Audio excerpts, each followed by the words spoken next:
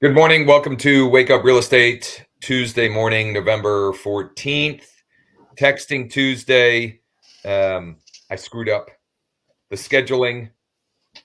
I did announce yesterday, and I think last week too, Texting Tuesday will now be at 10:30 a.m. Eastern, at least until we change the clocks again, because I have a conflict at 11 a.m. Eastern now due to the time change. We're going to do a follow-up to some of the conversations we were having yesterday, or to some of the texts and best practices we were talking about yesterday, sending one-to-one emails and texts. And we've got a document which is already in the description above or below. We'll just kind of walk through some of that. Ryan has some good news for us all in the real estate and mortgage industry, which is the 10-year yield is going way down because of the inflation numbers this morning. They came in like softer than expected. Everybody thinks the Fed will stop raising rates. So in anticipation of that, like since 8:30 this morning, we're down like 0.2% on the actual nominal rate, the 10-year yield. So mortgage rates should come down. Like, I don't know if it's a 1-for-1, but it should come down pretty well in the next day or two. So, let people know that now could be a good time to refi, or if they're on the fence. We talked about this yesterday. Tell Jay to land the plane. Yeah, exactly. Yeah. Yeah, that's good news. And I didn't, I've been working on some content this morning for my weekly email newsletter. And I didn't dig into my normal, there's a couple of videos that I typically check out in the morning. I didn't get to today's, but if they haven't come down yet, it stands to reason that they certainly will, that they're definitely correlated. Yeah, they're gonna come down, and then real estate stocks in reaction are doing good. So my EXP puts are doing poorly, Josh. That's good for you. Your stocks are doing better today. If you have stock in your real estate company, this is good news for everybody out there as well. So yes, amen. Good stuff. All right, the Wake Up Real Estate Show is brought to you as always by Just Listed, Just Sold, powered by Thanks.io, as well as NEXA Mortgage, and all of the fun things, the good things that we've got going on there. We have been pretty consistently setting up co-branded links for mortgage partners, real estate partners on the mortgage side, making it easier for you to get folks taking the next step, to get them to create a free account and get started with their application. Then we can chime in and nudge them along, or kind of pull them along, get their documents, get them pre-approved, etc. And it's transparent throughout that whole process for you if you've got a co-branded link. If you'd like us to set that up for you, just email mike@growwithjosh.com, or you can use the chat widget bottom right at wakeup.realestate, or you can text the number scrolling across the bottom, 888-403-6678. Today, Texting Tuesday, there is a document that is in the description, a Google Doc in the description, above or below wherever you may be watching right now. And we will be adding more to this, but this is a follow-up to yesterday. And we were talking on the show yesterday about the value in sending one-to-one emails, texts, direct messages to contacts, right? To people that maybe they're leads or prospects, maybe they're people that their sphere of influence, their past clients, etc. We love sending one-to-many texts and emails and so forth, but there is a ton of value in getting granular and doing one-to-one messaging. So this is just going to be some examples of one-to-one messages, emails and texts that I've been using to either follow up with active clients or to generate more new clients. So this is the first example here is an email that I sent to this was someone that had opted in for a home value and then had come back to check out the updated value. So that activity prompted me to send this message. Morning, Deb. I have an offer for your property at 2201, blah, blah, blah.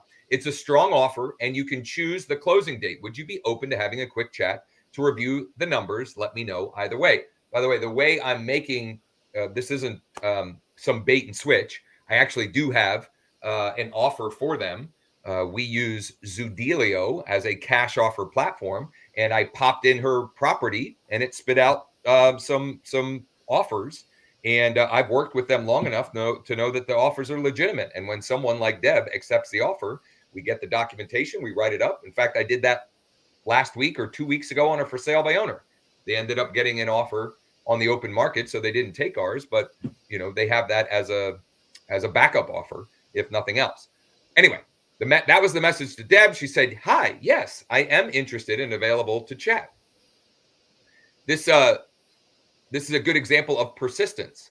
I said, "Got it. Would you prefer to chat by phone, Zoom, or in person?" She didn't reply. So I said, I pretended like I didn't send the one like that. The next day, "Got it. Would you prefer to chat by phone, Zoom, or in person?" She still didn't respond. And then this was late last week. Yesterday morning, I said, "Available for a quick chat today? Best number to reach you?" And she said, "Yes. I have some errands this morning. After 1 would be great." And we had a great conversation, and I sent her follow-up information. I got information on her timing and what she's looking to do, and so there's a good chance that that'll turn into a listing or a sale where she may just accept one of the cash offers when she's ready to move after the first of the year. Here is an example of a follow-up email, just simple, straightforward, that I sent to Lenny. Lenny was checking out properties. I have him set up on an MLS search. And this was just a simple email that I sent to him. "Hope you're having a great week. Checking in to see how the home search is going. Any properties that have caught your eye? Question mark." And that question may be better, or we may be able to try a different version of that. I may, maybe I should have said, "Are there any you'd like to check out this weekend?" Okay, that could be a simple tweak to it. And in fact, that's probably what I'll send today to the ones that are actively engaging. This is a text that I sent to Bill, who is a client that we had looked at some properties and hadn't heard from him in a while.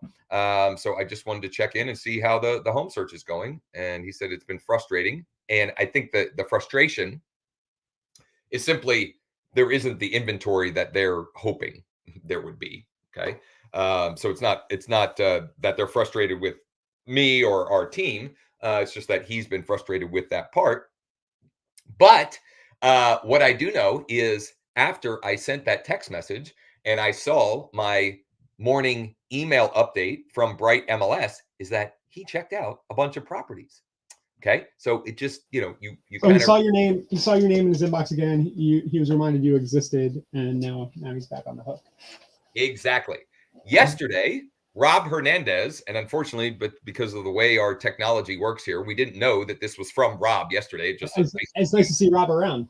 Yeah. So Rob shared this, which I think is a great example, and also I think it's a perfect illustration of infusing your own personality into scripts. So Rob said yesterday on the show, he commented, "I closed many deals several years back this way using KV Core, texting folks who were searching my site.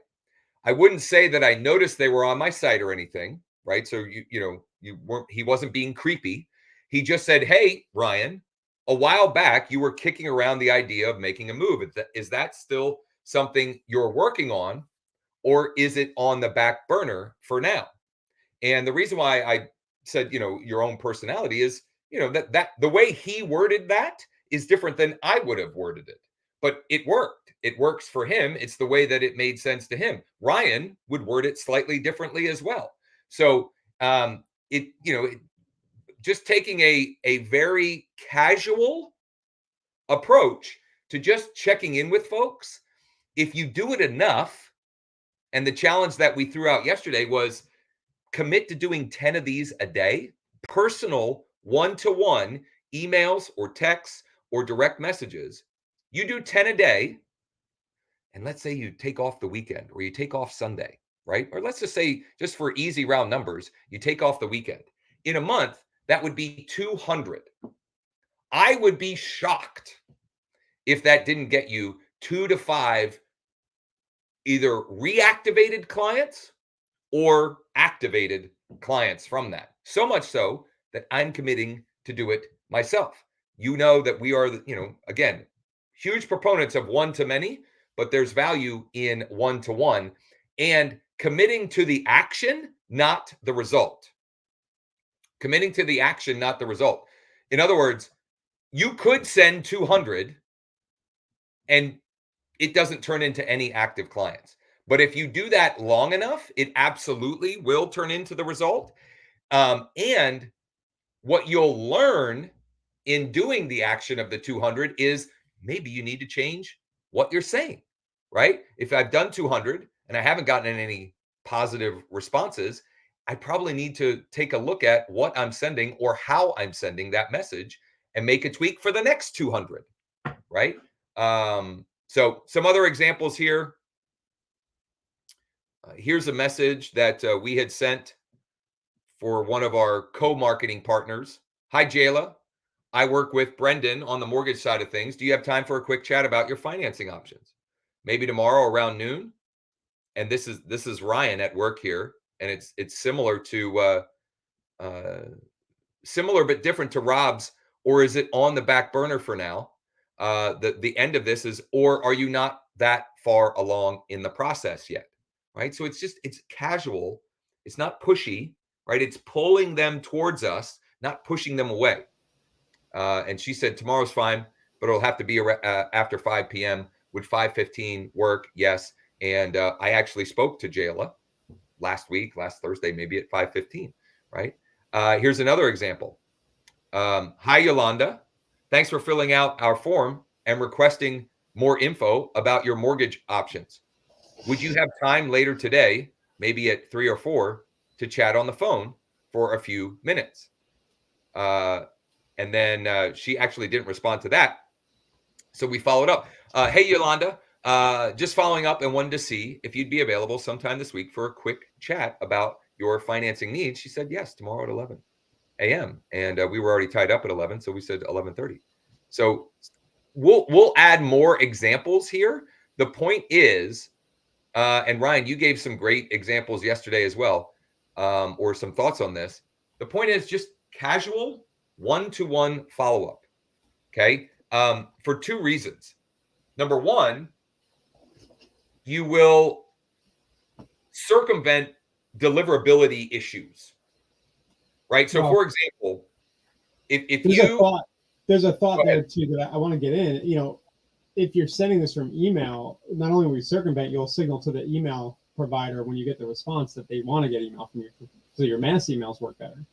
That's so true. So I want, in case you missed that, if you send a one-to-one email and they engage with that, that is signaling to the email, the ISP that, oh, this person actually wants email from Josh, which means the next broadcast I send out is more likely to be delivered and has a higher likelihood of being delivered to their primary inbox if they're using an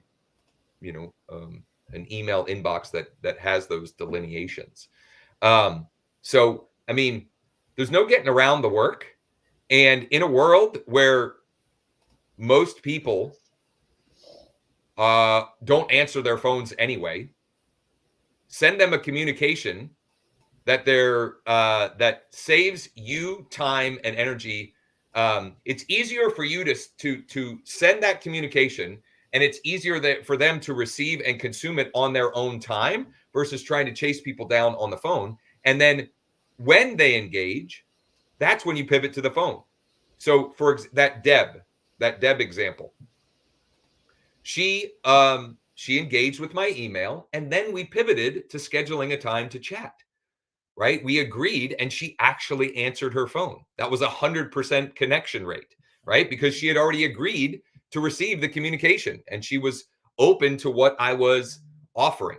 So I think that, the hardest thing is committing to doing the 10 every day, And it's really not that hard.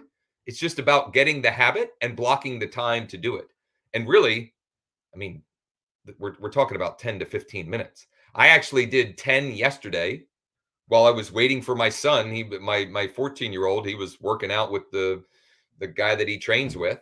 And I just opened my KV Core, looked at the dashboard for people that were looking at properties or favoriting properties, whatever the case may be, and just sending them personal emails, one-to-one. So it's not that hard to do. You don't have to block a whole lot of time, and you can even fit it around, other stuff while you're waiting for whatever, waiting to pick up your kids after school, or waiting for, whatever it is that, you can better utilize the time for. So we'll continue to add to that document so you have more examples. But really what I would love to see and hear is people committing to do these 10 a day for the rest of the year, and see how much opportunity you can put in your pipeline, of new active clients, or reactivating old clients as well. And that may be the place for you to start, is making a list of people that at one point had expressed interest, maybe even looked at houses, or got pre-approved, or had talked to you about listing their property, and for whatever reason fell off. Like, see where they're at, right? See what's going on. And you could even tie in the fact, the fact that, what Ryan shared at the beginning, that rates are down. You can tie that back. Hey, it made me think of you.